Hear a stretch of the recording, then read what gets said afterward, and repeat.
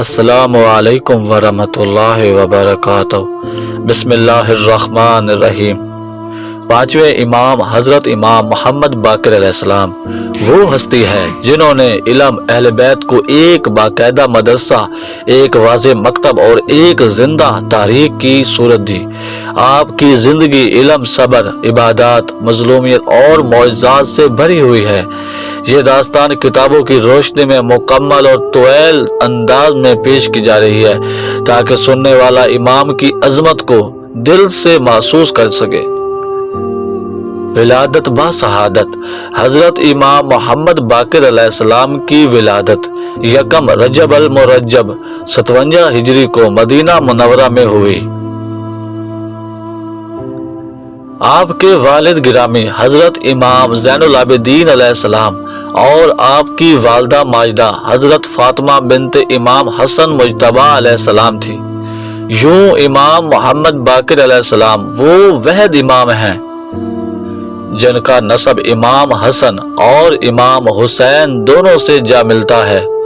ولادت کے وقت ہی چہرے پر علم اور وقار کی جھلک نمایاں تھی۔ رسول خدا صلی اللہ علیہ وآلہ وسلم پہلے ہی خبر دے چکے تھے، میرے بعد ایک فرزند ہوگا جس کا نام محمد ہوگا، وہ علم کو چیر دے گا، اس لیے اسے باقر کہا گیا ہے۔ لقب اور کنیت۔ لقب باقر العلوم، علم کو شکاف کرنے والا۔ کنیت ابو جعفر، مشہور نام امام محمد باقر۔ آپ نے دین کے بند دروازے کھولے، علم کے چھپے ہوئے خزانے ظاہر کیے، اسی لیے آپ کو باقر العلوم کہا گیا ہے۔ بچپن اور واقعہ کربلا۔ امام محمد باقر علیہ السلام واقعہ کربلا 61 ہجری کے وقت صرف 4 سال کے تھے، مگر آپ نے اپنی آنکھوں سے دادا امام حسین علیہ السلام، چچا عزیزوں اور اصحاب کی شہادت دیکھی۔ قید شام، دروازہ یزید، نیزوں پر سروں کا منظر، یہ سب امام کے دل پر نقش ہو گیا۔ یہی وجہ تھی کہ آپ کی زندگی میں ظلم کے خلاف خاموش مگر گہری جدوجہد نظر آتی ہے۔ امامت کا آغاز۔ 95 ہجری میں امام زین العابدین علیہ السلام کی شہادت کے بعد امام محمد باقر علیہ السلام امت کے 5ویں امام بنے۔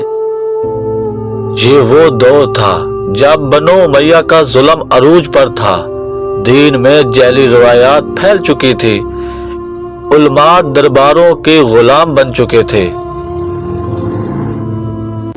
امام محمد باقر نے تلوار کے بجائے علم کو ہتھیار بنایا۔ علمی انقلاب۔ امام محمد باقر علیہ السلام نے مدینہ میں اہل بیت کا باقاعدہ علمی مدرسہ قائم کیا۔ آپ کے شاگردوں میں شامل تھے زرارہ بن عین، محمد بن مسلم، جابر بن یزید جیفی، ابو بصیر کہا جاتا ہے۔ جو علم امام باقر نے پھیلایا وہ پہلے کبھی اتنی وسعت سے زیر نہیں ہوا تھا۔ فقہ، تفسیر، حدیث، کلام، اخلاق، ہر میدان میں امام کی تعلیمات آج بھی زندہ ہے۔ امام محمد باقر علیہ السلام کے معجزات، دلوں کے راز جان لینا۔ کئی افراد امام کی خدمت میں دل میں سوال لیے آتے اور امام بغیر پوچھے جواب دے دیتے۔ بیمار کا شفا پانا۔ ایک نابینا شخص امام کے پاس آیا، امام نے دعا فرمائی، اس کی بینائی واپس آ گئی۔ علم غیب کی جھلک۔ امام نے کئی بار آنے والے واقعات کی خبر دی جو بعد میں بالکل ویسے ہی پیش آئے۔ قرآن کی باطنی تفسیر۔ امام آیات قرآن کی ایسی تشریح فرماتے، بڑے بڑے علماء حیران رہ جاتے۔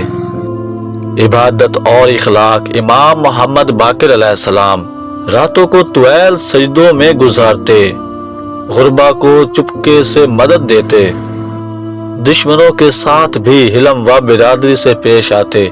آپ فرماتے، آپ کو سب سے زیادہ پسند وہ بندہ ہے جو علم کے ساتھ حلم رکھتا ہو حکمرانوں سے ٹکراؤ۔ بنو امیہ کے حکمران ہشام بن عبد المالک کو امام کا بڑھتا ہوا اثر برداشت نہ ہوا۔ اس نے امام کو دمشق بلایا، مگر دربار میں بھی امام کے علم اور وقار نے خلیفہ کو شرمندہ کر دیا۔ شہادت۔ آخر کار بنو امیہ نے زہر کے ذریعے امام محمد باقر علیہ السلام کو شہید کروایا۔ تاریخ شہادت 7 ذو الحجہ 114 ہجری۔ بعض روایات کے مطابق 5 ذو الحجہ، عمر 57 برس۔